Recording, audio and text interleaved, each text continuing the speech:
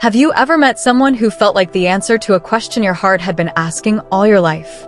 In the peaceful town of Aloria, hidden between emerald hills and whispering forests, lived Amanda, a young woman with a quiet soul and a heart full of dreams. She lived in a small cottage with ivy on the walls and wind chimes that sang stories when the breeze passed through. Amanda painted the sky every evening, capturing the shifting colors of the sunset as though trying to catch time itself. She had always felt there was more.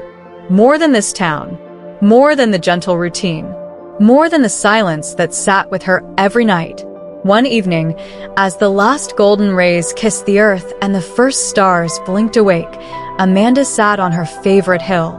She painted a canvas of twilight skies, her brush moving like a whisper. Suddenly, the air changed. The birds stopped singing. The wind paused, holding its breath. A green light shot across the sky, brighter than any shooting star. It didn't vanish, it fell. Like a glowing emerald tear, it descended slowly and vanished behind the trees in the forest just beyond the hill. Amanda stood up, her heart beat louder than the silence around her. She grabbed her lantern and followed the light. Deeper into the woods she went, past the ancient fig tree, past the stone with a crack that looked like a smile, until she found something impossible. A circle of glowing moss. Light danced over the leaves. And in the center stood a boy. No, not a boy. Something more. He had golden brown skin that shimmered as if kissed by stars. His eyes glowed like amber fire, and his clothes were stitched with tiny lights, like constellations woven into silk. He looked at Amanda, not with fear, but as if he recognized her. Amanda didn't know why, but the words didn't scare her. They comforted her. Amanda stared at him, the glowing boy standing in the center of the mossy circle. His presence didn't just surprise her. It stirred something old and soft inside her, like she had known him in a dream she once forgot. He looked lost, but not afraid. "I don't know where I am," he said, voice warm but quiet. "I fell from the sky, but I think I'm meant to be here." Amanda's heart beat louder. Her mouth was dry, but her spirit felt alive. "Who are you?" "I don't remember everything," he replied. "Only that I was sent to find something or someone." Amanda took a careful step forward. "Maybe you found her." The wind sighed through the trees, like the forest had been waiting for this moment too. She invited him to her cottage, still unsure why, but knowing she must. Gabe hesitated at the edge of the clearing, as if the boundary between forest and home was sacred.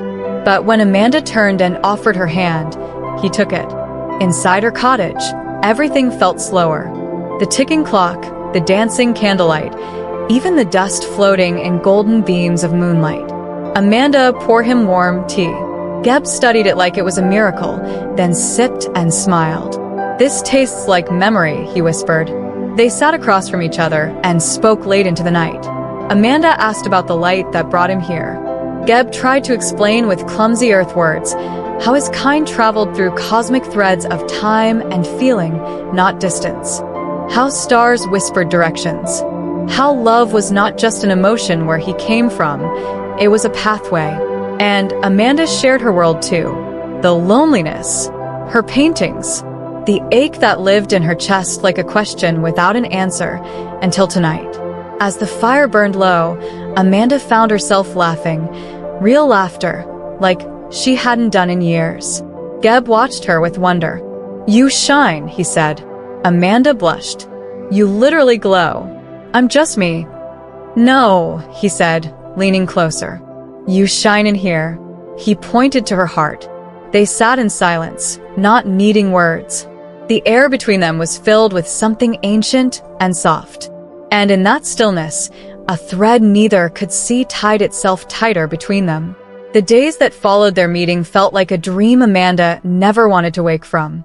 Amanda taught Gabe how to make pancakes, how to skip stones across the river, how to fall into a bed of grass, and simply watch clouds drift by. She showed him how fire crackles and how paint feels between fingers. In return, Gabe shared stories that made Amanda's breath catch, tales of light-traveling nomads, of eternal gardens floating in space, of music so powerful it bent gravity. His world sounded like something from a legend, yet he spoke with such quiet certainty that Amanda believed him completely. But then it started. The shimmer around Gabe flickered. At first it was brief, a blink of light dimming, like a candle catching its breath. But soon, there were moments when he grew almost translucent. Amanda once reached for his hand, and for the briefest second, her fingers slipped through his. Panic surged. "Gabe," she whispered one night, sitting by the river, where stars reflected like mirrors. "Are you fading?" He nodded slowly. "My world, it's calling me back. I'm not meant to stay here long." "But why?" Her voice cracked. "Why bring you here at all?" Gabe looked at her with deep sorrow. "I was sent to find love strong enough to anchor me. To see if it exists. If it's real." Amanda's chest ached. "And if it is?" Then I stay. "But at a cost." Amanda stared into his eyes. "Then I'll prove it. I'll love you so fiercely the stars themselves will yield." That night, they danced in a clearing under a meteor shower. Amanda pressed her ear to Gabe's chest and whispered, "I hear your heartbeat.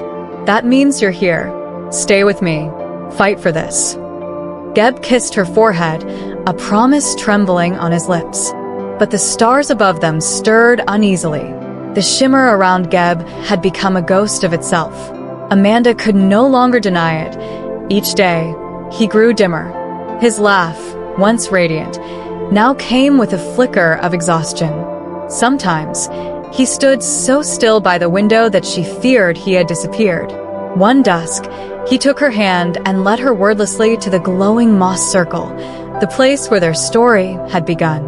The portal was nearly gone, just a pale pulse on the forest floor. "I'm being summoned back," Gabe said.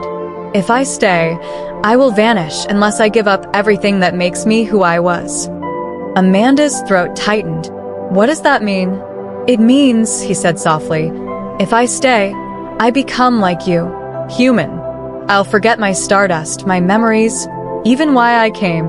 I'll only remember what I learned here, with you." Amanda stepped closer, tears pooling. "Then learn me, learn us." Gabe's eyes shimmered, not with starlight, but with fear. "But what if I forget the stars?" She pressed her forehead to his. "Then we'll paint new ones together." The trees listened, the moss glowed, and the sky, as if torn between love and duty, held its breath. Gabe looked toward the heavens. Then to Amanda. "I'd rather forget the stars than forget you." The choice was made. Light surged around him, his body lifting as golden threads unspooled from his skin, curling into the air. His robe lost its shimmer. The symbols on his hands faded. He cried out once, not in pain but in release. Amanda caught him as he felt his knees, fully human. His skin warm, his heartbeat mortal, his soul here. "I'm still me," he whispered, trembling. "But now, I'm yours." Amanda wrapped her arms around him, crying into his shoulder. The forest erupted in golden blossoms. The stars above them rearranged themselves.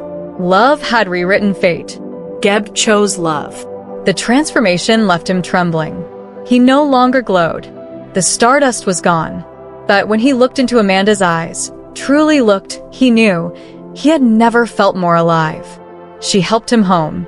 Not to a castle in the sky or a celestial sanctuary, but to her small cottage that smelled of cinnamon and earth.